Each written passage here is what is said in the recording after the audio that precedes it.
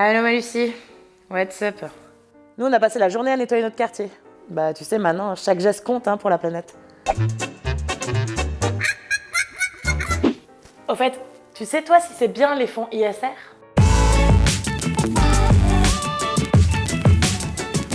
Tu verrais ce qu'on a ramassé.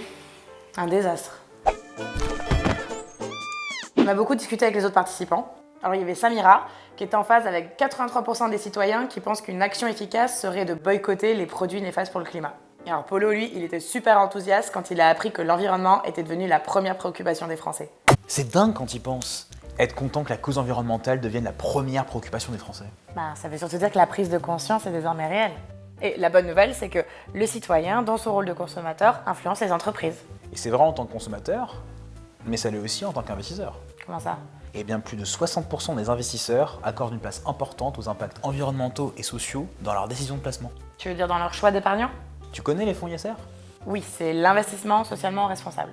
Exact. Et la stratégie d'investissement tient compte bien évidemment des performances financières, mais aussi de critères ESG, c'est-à-dire environnementaux. Par exemple, comme l'empreinte carbone. Sociaux, comme la sécurité des salariés, et de bonne gouvernance. La notation ESG des entreprises est une bonne mesure pour évaluer l'appropriation du développement durable. Et donc de tous les concepts de solidarité, d'éthique, d'énergie propre. En fait, l'ISR vise à créer de la performance tout en ayant le meilleur impact environnemental et social.